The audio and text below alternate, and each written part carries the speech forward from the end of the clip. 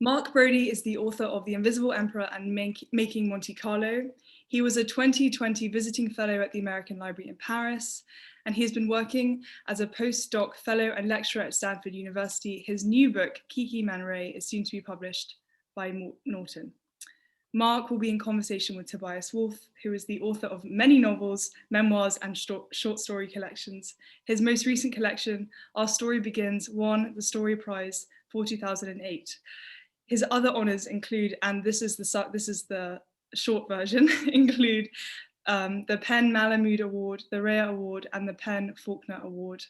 His work regularly appears in The New Yorker, The Atlantic, Harper's, among, again, other publications. And Wolff has been a professor in the humanities at Stanford University since 1997. Mark and Tobias, thank you so much for being with us this evening at the library. It's such a pleasure to have you. Thank you so much, Alice. I thought I would, and thank you to the American Library in Paris for hosting this event. Tobias Wolff, thank you so much for being here. I wanted to start this conversation with Tobias talking about Hemingway's craft, and hopefully as a fellow reader and teacher of Hemingway's work, we could also by proxy or by osmosis learn a little bit more about Tobias, your own approach to writing, your own craft.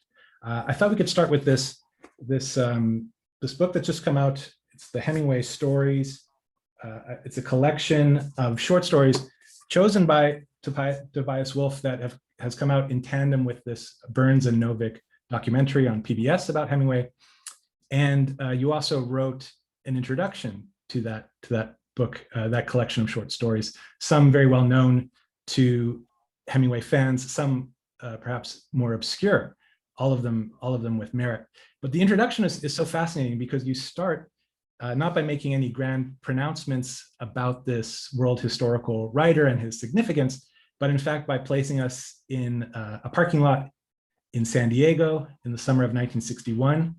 You're listening to the car radio outside of a company, I believe it's called Convair Astronautics, and your brother is interviewing inside for a job. And you also mentioned, now this is in the second sentence of this introduction, that your father had a breakdown and had to be hospitalized. So that's how you throw us into this collection of Hemingway stories, so unexpected. So I wanted to ask first how the project came about, and also why and how you chose to start it the way you did. I'll talk first about how I came to start that introduction the way I did. That was really my first, the beginning of a long obsession, really, that I had with Hemingway, was sitting in that parking lot that day. As I say, my father had a breakdown, was hospitalized, and he had been working at as an engineer at Convair Astronautics, and mainly actually translating engineer speak into English for press releases, for manuals and that kind of thing. And my brother had just arrived in La Jolla, where we were living, and was on his way to a teaching job in Turkey when my father has this breakdown. So we knew there was a job open there because of my father not having one. And so my brother went in to interview for my father's job because there I was. My father's in the hospital and I had no one to take care of me. I just turned 16, and my brother gave up his summer plans, took that job, and while I'm in the parking lot, while he's being interviewed, listening to the radio, the news comes on that Hemingway has killed himself. And I told my brother when he came back out after his interview, he was in high spirits. This had a very dampening effect. And indeed, he was really grieving. He's 7 years older than I, and he had just graduated from college, had been an English major, and loved Hemingway. And so he stayed on and worked at Conver Astronautics and took me under his wing. I was about to go to a boarding school in Pennsylvania. And he thought I needed some education before I went there because it was a rigorous school and the schools I'd attended had not been. And so he, among the other texts that he led me through and taught me to read and think about were Hemingway's short stories. And he taught me in a way to read that summer. And Hemingway was one of the vehicles of that education for him. And it stayed with me all my life. And Hemingway, the man, was of great interest to me. I had grown up in rural Washington State and doing things like Nick Adams did, hunting and fishing, when I was young. And to think that a life not unlike the one I'd led as a boy could be turned into literature was intriguing to me. And I loved just the physicality of those stories, feeling of trailing your hand in the water from a moving canoe, of baiting a hook, seeing the spangles of light from inside a canvas tent. Just those sort of familiar things were made into these living details in his story, and it started a love I've had of Hemingway's work through all my life. And you mentioned the word love in your introduction. You say when you're speaking of being assigned some of the short stories by your English masters at school, how I loved those stories. I think you say, I loved their exactitude, their purity of line, their trust in the reader. Yeah. And it's refreshing to hear the word love when we're talking about writing, which should be at the heart of why we approach literature, but it's so rarely used. So is love really the word for it? I think it is. If it's something that you even develop a kind of hunger for, and that fills you with a satisfaction that other things don't, and an appreciation, a sense of connection to the world. Yeah, I think it's probably the right word. And just just to actually revel in the beauty of a beautiful sentence. Think of the last sentence, say, of Indian Camp, when Nick and his father and uncle have gone over to a place where a native woman is giving birth.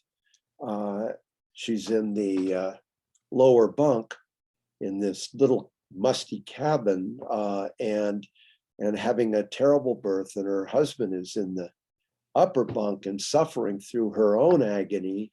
And the husband clearly finds her agony too much to bear himself, and kills himself during her labor. It is the most extraordinary, and it's all this in about 5 pages. And they're rowing back across the lake after this extraordinary turn of events. Nick is a young boy. He's sitting in the back of the canoe. His father is paddling them back, and as I say, he's trailing his hand in the water, and he's thinking that he was quite sure that he would never ever die. That wonderful turn, how a young person can witness something like that and then still assert their own immortality, that sense of immortality you have when you're young. But just in that beautiful sentence. And yeah, such moments do inspire a kind of love in the reader, I think. And as much as I love that final sentence of Indian Camp, my favorite is actually the sentence right before, or the 2 sentences right before it. I happen to have them right in front of me. Luckily, I don't have photographic memory. Nick trailed his hand in the water. It felt warm in the sharp chill of the morning. Those are kind of workaday sentences, but they're just so gorgeous. And you say in your introduction, and this is the last time I'm going to quote you verbatim from your introduction, rest assured, but you talked about those things like baiting the hook of the thorax of the grasshopper or the inside of a tent, how they're made, this is your quote now, made fresh by the intensity and patience of the attention Hemingway brought to them. And it's interesting when we talk about, you use the word obsession, you use the word love, but it's also interesting, very interesting to me to think about Hemingway as a patient writer, yes. Right? Isn't the whole bag on Hemingway that he's concision and precision and economy of prose, which would then seemingly lend itself to speed. But in fact, and I agree with you, he's a kind of a very slow writer, a very patient writer. So, I mean, I was hoping you could speak to that idea of patience in Hemingway. Oh, that's a wonderful point you make, Mark. He really takes his time. In the story that you obliquely referenced there, the baiting of the grasshopper, that detail comes from a story called Big Two-Hearted River, one of his great stories. And in it, Nick, who has come back, we understand, from the war and is not really come back psychologically all the way and is trying, I think, to do that. The patience, again, with which he describes Nick setting up camp, just the little things that he does, one after another, none of them momentous by themselves, but they accumulate in a way that is almost ritualistic. Hemingway once said that a writer should come to his work like a priest to the altar. And there's something almost priestly about the ritualistic choreography of that scene. It's like he's following, Nick is following a kind of liturgy almost in setting up that camp. And he doesn't hurry it at all. It's beautifully done. You sense every moment.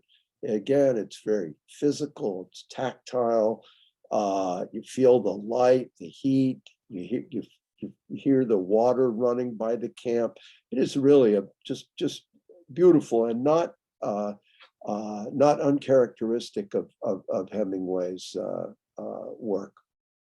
And I'm struck by your use of the word ritualistic, because that's where my mind went as well when I read you on patience. It actually, the first bell that rang in my head was Simone Weil or Simone Weil, depending on your pronunciation, how she speaks of prayer as absolutely unmixed attention, or attention taken to the highest degree is analogous to prayer. And I thought of that idea of, we talk about writing practice, religious practice, there is a kind of devotional. So you think there's something there with that, with Hemingway? Is this a kind of analogous to religion, or is it a channeling of religious devotion or thought into prose, or is that too much of a leap to make Hemingway the writer and Hemingway the kind of, I don't know, I don't want to say mystic, but sort of priestly figure in a way? Do you think there's something there? I do. That was not, I think, a glib toss-off, that image that he used of coming to his work like a priest to the altar. I think he had a sense of vocation that was almost kind of hieratic or priestly, and his discipline was extraordinary. And as is well known, he had terrible wounds and blows, terrible physical sufferings, and among them a terrible, painful, chronically painful back. So he wrote standing up. He brought that. I mean, again, I can almost see him at his stand-up desk, like someone consecrating a host almost in his own mind. He had that attitude toward his work. So yeah, I do think that and again, you'll see that appreciation for ritual in so much of his work. His writing about fishing, in The Old Man and the Sea, how Santiago, these steps, these very, very measured ritualistic steps he takes, and in his book, Death in the Afternoon, his great book about bullfighting. I have been to a bullfighter too myself, and I do not share his love of the sport at all, but I understand it from his writing in that way, that he looks at each step of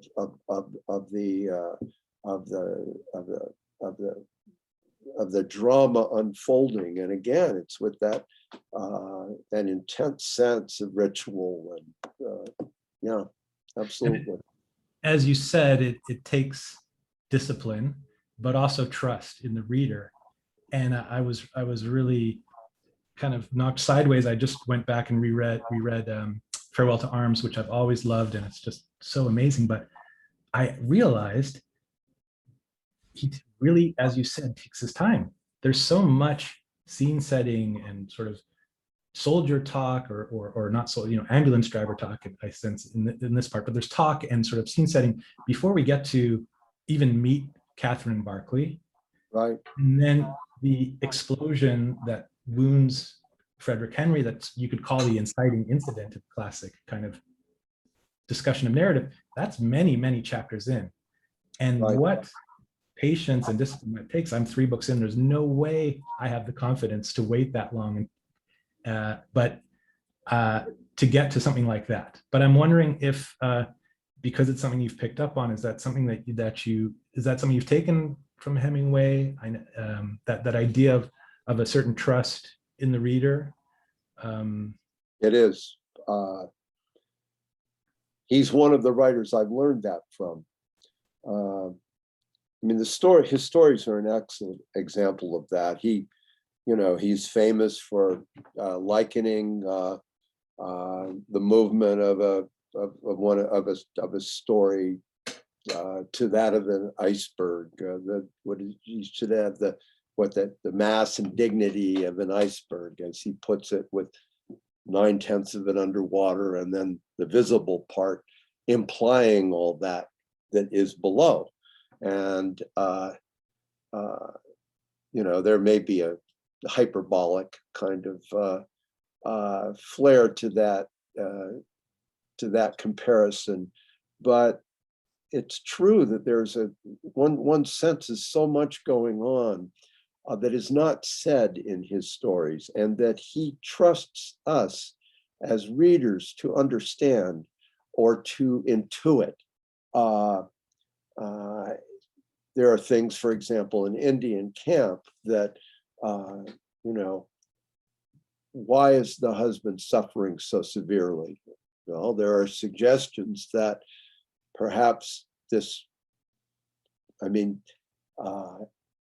Nick's uncle who is handing out cigars, and there's some suggestion that he might even be the father of that baby, which would be a further burden on the spirits of the husband who kills himself. It's not said. It's just a glancing detail, and his stories are made up of such details, and they do ask of us to participate actively in the understanding of the story. Chekhov, right? I like Chekhov a lot. I love Chekhov, in fact, and he's the same way. He'll draw enough of the circle that the reader, with some active participation in the story, can kind of complete the circle. Readers can complete the circle themselves if they're engaged imaginatively in the story. But he doesn't tell you any more than you need to know in order to do that. And it gives the stories a wonderful kind of independence, if you will. You don't feel like the writer, that the writers are herding you toward an understanding, but trusting you to arrive to wander there on your own. And and enrich yourselves further by that experience. So yeah, this whole question of a reader's trust is I think central to a kind of successful work of writing. And you spoke there about the style and this iceberg theory, right? This idea that we see the little peak of the iceberg and there's so much submerged and there's so much implied. And that has a lot to do with the language. And I think that we spend, or I myself have been exposed to a lot of writing about Hemingway that's specifically about the words, right? It's specifically about this very tight prose, very short words. And I wonder sometimes if we miss so much of the Hemingway style that is not about the words on the page, but is rather about the way he sees the world, the way he thinks about the world. Is that something, and this is a half-formed thought, as you might be realizing as I say this out loud, but I'm hoping you might be able to help me. Is that something you've thought about or could put into words, that there's some Hemingway view or way of looking that is not just about the words on the page, but a sort of stance that he has as a writer, and understanding that he has as a writer? Well, I think that's a good question. Not an easily answered one. He wasn't, for example, like Flannery O'Connor. He did not have a consistent understanding of life. It fluctuates, I think, and is not a fully worked out philosophy, or in her case, a theology of existence. It's inflected in different ways from story to story, book to book. Even he's known for working again and again at the ending of A Farewell to Worms, which I think is it's certainly my favorite of his novels. Whether it's the best or not, who's to say? But he wrote that ending and rewrote it 47 times, and it wasn't necessarily to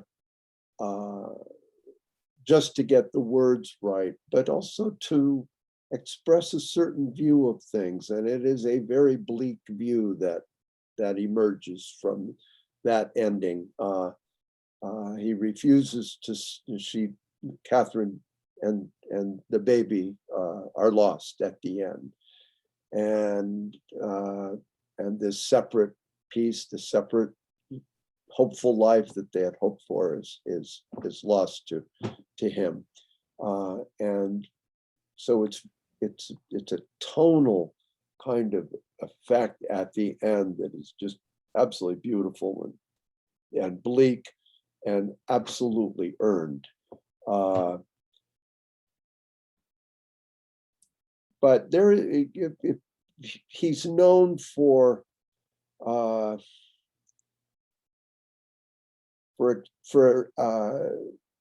can I put it? For portraying a certain kind of masculinity that actually isn't to be found in the early work.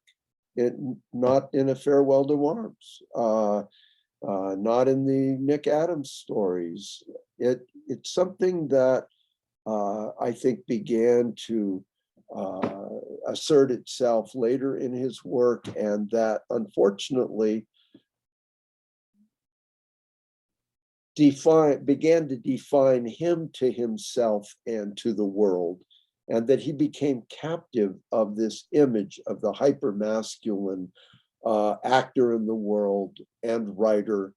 It fed I think a tendency toward extreme competitiveness in him as a writer that led him to treat other writers less respectfully than he should have.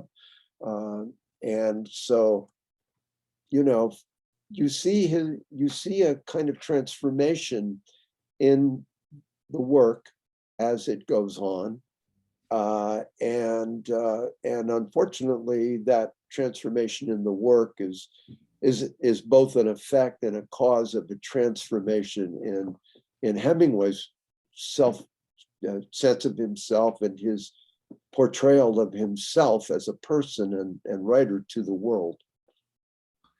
Yeah, and there's a lot in what you've just said that I want to speak about because it's a very rich answer. And that idea of the writer versus the persona certainly tops on the list of something I want to talk about. But I do want to jump back to your use of the word tonal, because I just have one more little craft question before we talk more about the biography side of things.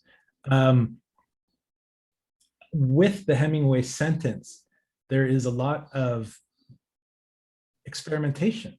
And we forget sometimes how modern it is now, especially as the decades get farther apart from the writing itself. And now that as we're reading it, just how revolutionary the style was. And some of that, of course, borrowed or stolen or lent, or however you want to put it, from Gertrude Stein. But there's so much where it's almost like sound poetry and music. And I'm wondering, again, is that something you've taught creative writing for many years?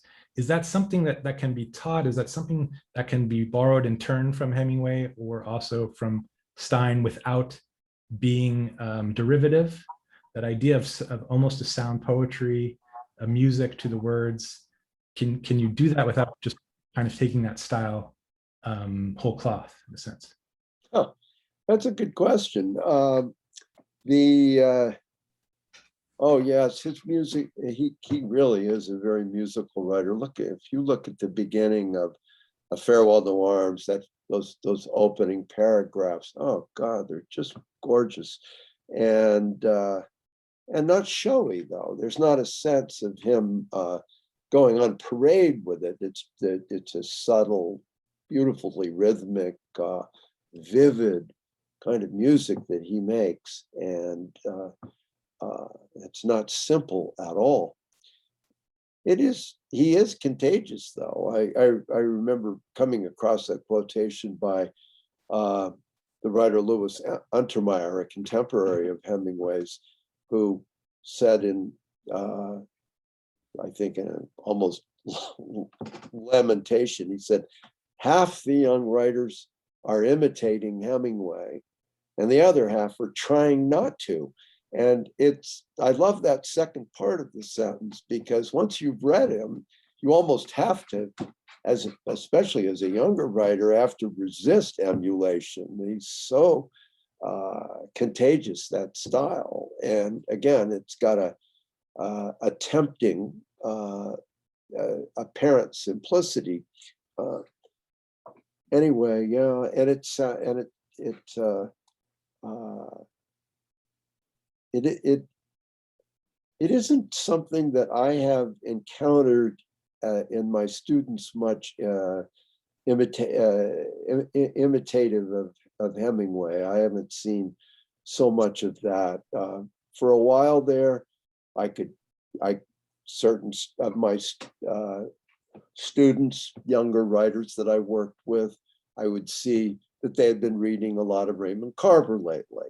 And that would show up in certain ways, in style and in tone, in the sentences, a certain way of, but we all do that when we're younger. I certainly was very imitative of Hemingway in my early writings, and I learned a lot from doing that, actually, I think. Eventually one finds a way of writing that is true to your own way of seeing things and that feels natural to you.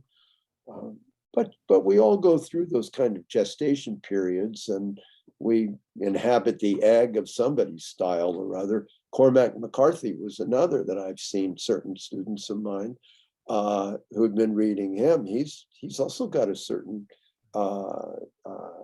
infectious style that is learned, indeed, partly. Cormac McCarthy style partly comes from Hemingway. You can see it. I look at the opening chapters of, No Country for Old Men or Blood Meridian, my Lord. he blends all kinds of styles. There's the King James Bible, there's the rhythms and the reach of that kind of language, and somehow or other Hemingway informs the mix. So we all are amalgams of everything we've read in one way or another. Influence is inescapable. We wouldn't even be able to write two words together without having learned from others. So, you know, I'm this sort of thing seems very natural to me to encounter in younger writers, and in time they will find their way to other tones and other ways of thinking about telling a story. But I think it's perfectly healthy at the beginning. I never discouraged it or called it out or anything like that. Yes, I'm picturing you now confronting some student work with 3 pages without a comma and just maybe saying, oh, I think this person maybe has been reading some Cormac McCarthy. There you go. I can see how that would be, and I can see myself doing that as well, and still to some sense doing that. Well, let's get back to that idea of the persona and the life and the writing. I'm usually not myself personally as interested in the biography of a writer as I am in the writing, although the Burns and Novick documentary made a very good case, I thought, for how the two intermingle and interweave in a way that can maybe enlighten us. I wanted to start with the 20s. You've mentioned, I think I'm in agreement with you, if I'm hearing you correctly, that's really where the juice is, in a sense, because it's fresh and it's new. It's before he becomes the legend. Right. And I wondered, when we're talking about the short stories of In Our Time, some of the other ones, Farewell to Arms and The Sun Also Rises, how much, certainly he's in his 20s, he's starting out, there are no rules in a sense, but also, personally, I'm vested in trying to figure out this whole Paris 20s thing, how much the environment really affects the writer, how much of it is, as he said in what became A Movable Feast, he could write about Michigan by being in Paris, by being in the cafe in Paris, about him. You yourself, I'm sure, have written in many parts of the world. So I wanted to hear from you about how you feel environment and displacing yourself, in a sense, getting yourself out of your comfort zone can, especially when you're young, can influence the writing. Or am I making too much of this whole Paris in the 20s thing because it's just so wonderful and glamorous? No, I obviously that was an immense possibility for him to advance in his work. And you mentioned Gertrude Stein, and I mean, she really did, in a sense, give him the structure of language that he built on for the rest of his life. What would he ever have encountered that had he not been there? It wasn't just the experience of living in Paris, though that was obviously important to him, and the cultural milieu that he found himself in there, that he would not have have encountered at home. In fact, I think his great story, Soldier's Home, gives a pretty good idea of the kind of life he'd been leading if he'd been back under the thumb of his mother, and in Oak Park. So it was a necessary escape for him, for his own independence, to do that. But by intention or happenstance, he found himself in such a lively, dynamic cultural milieu that was clearly exciting to him and inspirational to him. And as you point out, Mark, he was so young. He was in his 20s.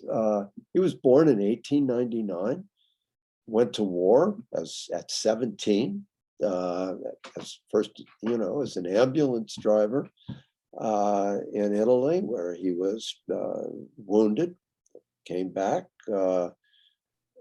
still so young and got married young, and those extraordinary stories in our time and up in Michigan, and even A Farewell to Arms, those were written by a very young man, and they're so fresh. There's such a gift there, and certainly that transplantation of himself enabled him to create a new persona, and a persona that wrote, that participated in a very fresh movement of art that was manifesting itself at the time in Paris, and that so it wasn't just the beauty and the kind of bohemian character of life in Paris that attracted this young Midwesterner, but actually the breaking of norms in literature and art that opened up possibilities for his own art. Great. And I'm conscious of time. I'm going to ask two more questions, and then Alice, I want to pass it over to you. Toby, when we're speaking about that time in the 20s, we've talked about the kind of place, the geography of it. I want to also think about the timing of it, especially when it comes to A Farewell to Arms, the first novel that's really explicitly set in the war. Although, of course, Sun Also Rises is in many ways about the war, although it's never mentioned, I don't think, explicitly. It takes him some time to write that novel, right? A Farewell to Arms. And a lot of those books, All Quiet on the Western Front, Celine's Journey to the End of Night, a lot of the First World War novels, it takes 5 to 10 years before they start appearing. And I know that you've written In Pharaoh's Army. I don't know the time difference between when that was experienced and when it was written, but do you think there's something about the experience of battle and of war that you have to necessarily have a few years to process before you can put it down on paper? Or is it just about his own personal development as you say, a young person, as a young writer, that's now the book that needs to get tackled? Or is there really, you have to kind of sit with that for a bit before you can turn it into fiction or memoir? Well, he didn't sit with it that long before his wartime experience, before he was turning it into fiction. It's kind of amazing how quickly he did that. I got back from Vietnam in 1968, and I wrote a short story about, based on some of my experiences or experiences that I imagined from my own life there. But it wasn't until 26 years later that I actually wrote a full account of it, and felt able to get enough distance from it to do it, and to do it truthfully.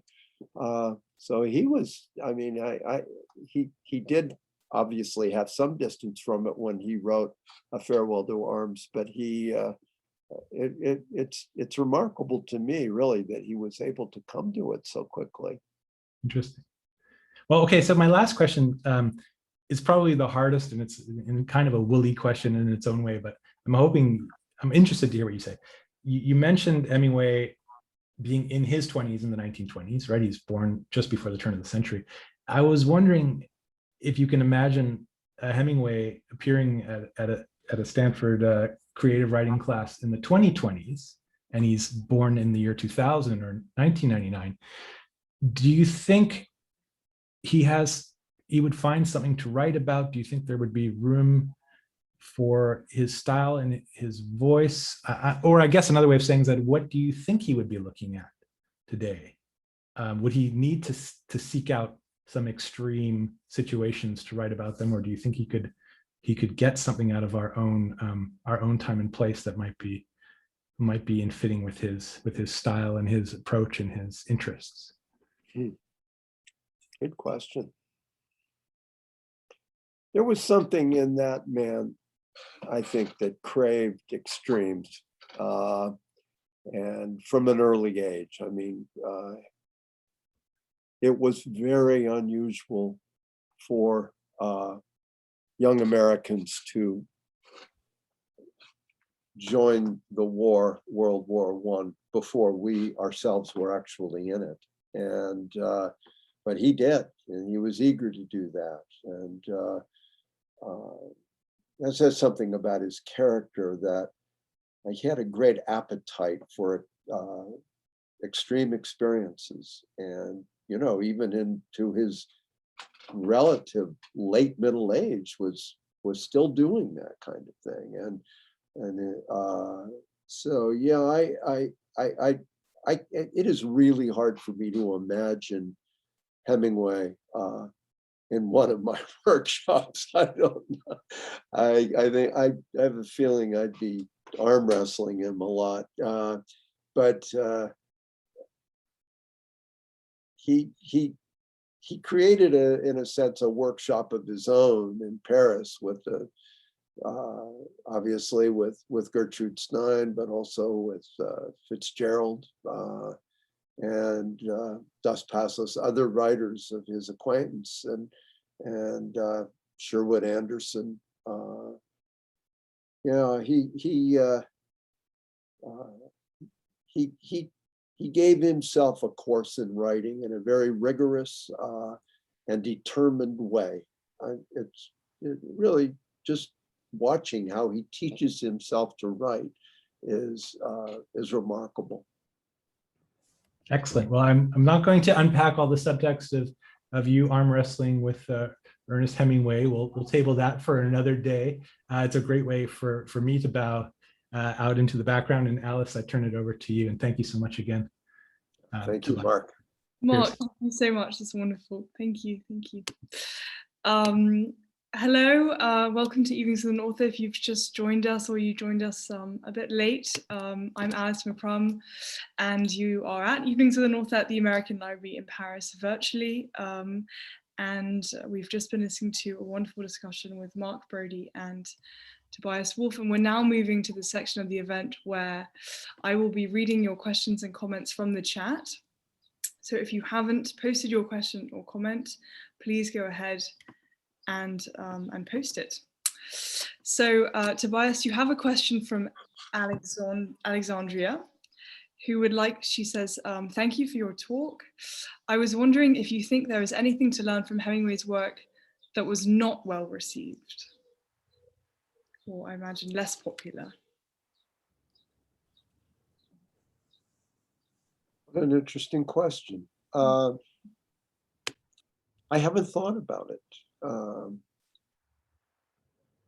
The work that was not well received, I have to say that in my own reading of it, I tend to agree with those who did not receive it well. Books like, say, Across the River and Into the Trees. There's a kind of swagger to it, if you will, and a desire to project himself as a writer into the reader's mind that I think people reacted to, and that I do too. And if there's something to learn from that, it's perhaps not to do that oneself as a writer. But you know, other than that, he wrote so much that it couldn't all be great. I mean, look at this. I'm going to just hold up. This is a list of his publications. Look at them all.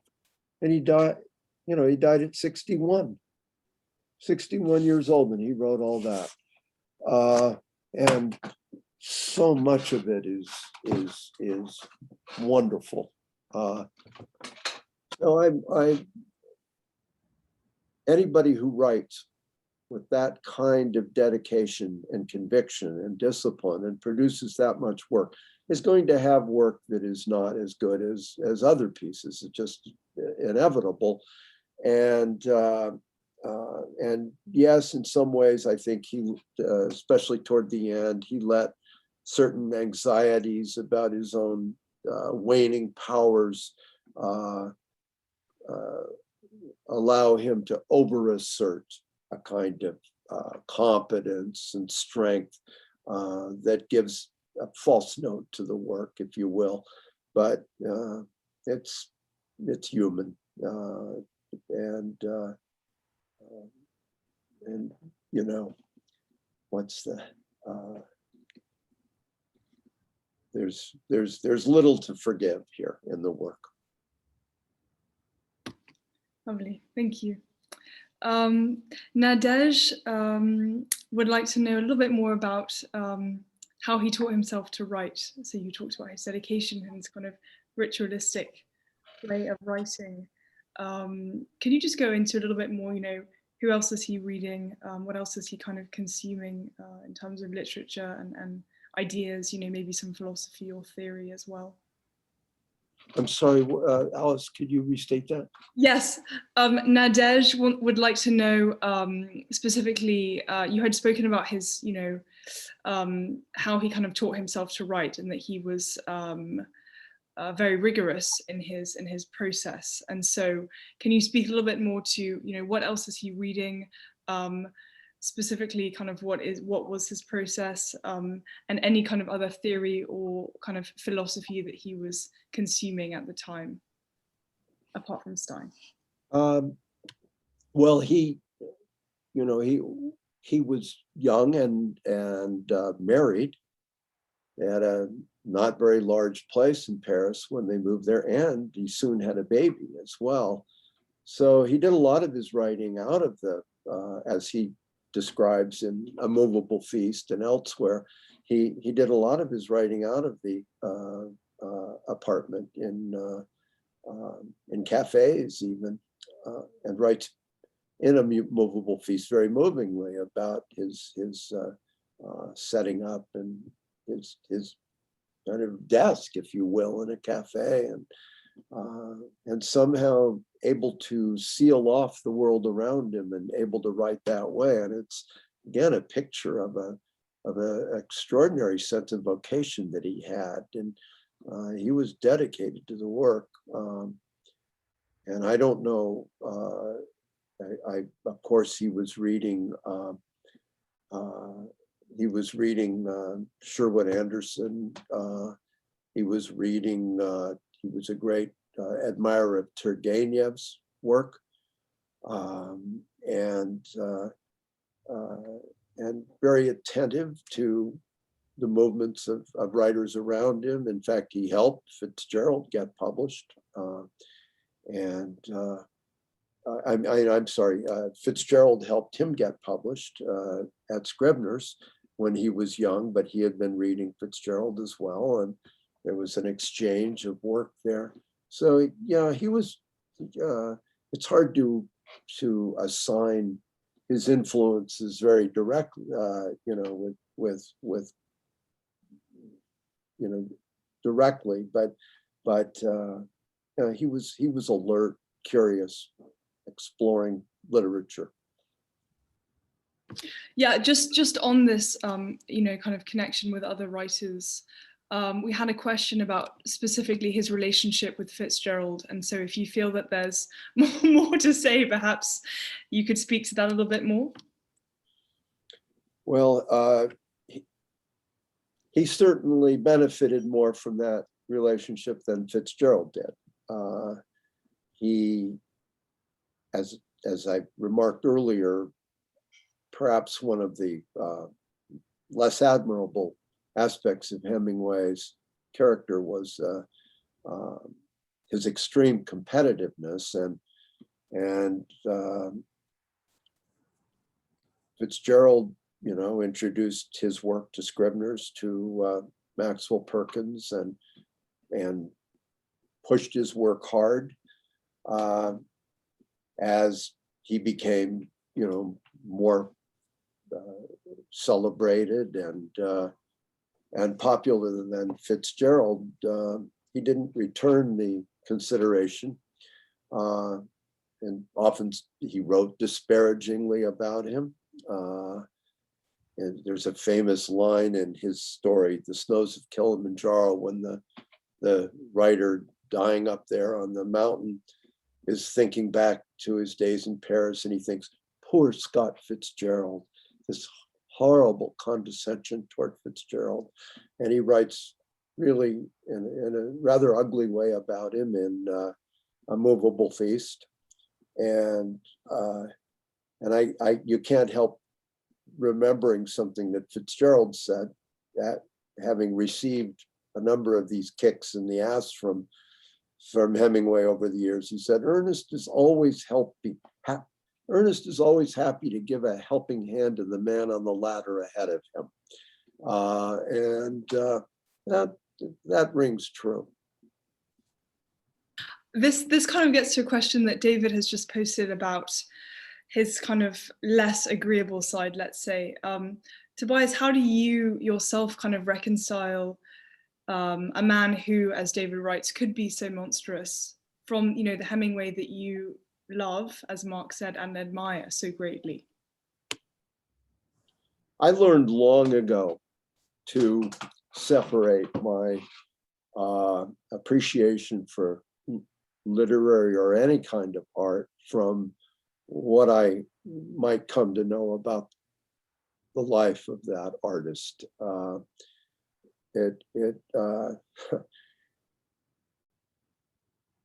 I like to imagine that this work and all of it had washed up on the shore in a bottle, okay, and that we didn't know anything about the people who produced it. It would uncomplicate our reading tremendously. But there is a pleasure in learning how particular lives seem almost unimaginably to produce certain kinds of work. And I mean, you know, Picasso was not someone that you would probably love much if the better you get to know him through his life, but do you value the work any less? So I have developed an ability over the years, and I think most serious readers do. When I pick up the work, somehow all that other stuff goes out of my mind, and this is the best. You know, I'm getting the best of a person here on this page, and the rest really doesn't matter. Yeah, that's harder to do in some cases than others, of course. But you know, with Hemingway, I'm able to read the work with an admiration that you know, that is independent of my sense of the man as a you know, of the man himself. I wouldn't have wanted to spend a moment in Hemingway's skin. I would not have wanted to be him. He was in many ways, I think, a tormented man, never fully confident of what he had done, and therefore always needing to assert its superiority. That would be a very hard life to lead, and I think it would have been very hard to be his friend. I don't think I would have enjoyed his company much, but I do love his work. I'm going to end on a very big question that Robert has posted. He writes, what in your view, so it's been 50 years since Hemingway's death, what in your view, Tobias, is Hemingway's great contribution to American literature? This will be the final question. Yeah.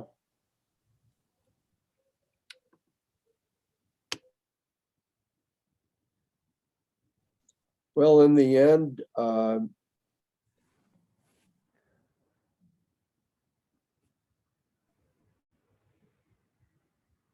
it is just the beauty of his work in the end.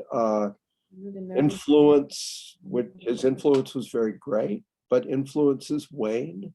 Other influences assert themselves, but the stories are still indelible now, and really, really beautiful, I think. And some of the novels The Sun Also Rises, Farewell to Arms, really The Old Man and the Sea too. I think it's a beautiful novel.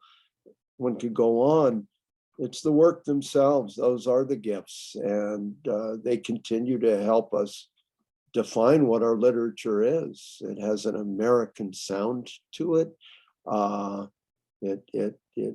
Yeah, it's just the work itself, finally. Thank you so much. Thank you, Tobias, and thank you, Mark, who yet again has receded into the shadows. But here, I'll just add you back. Thank you so much for such a wonderful conversation and for your great. Thank you, Alice, and thanks, Mark. Thank you guys both. Thanks, everybody.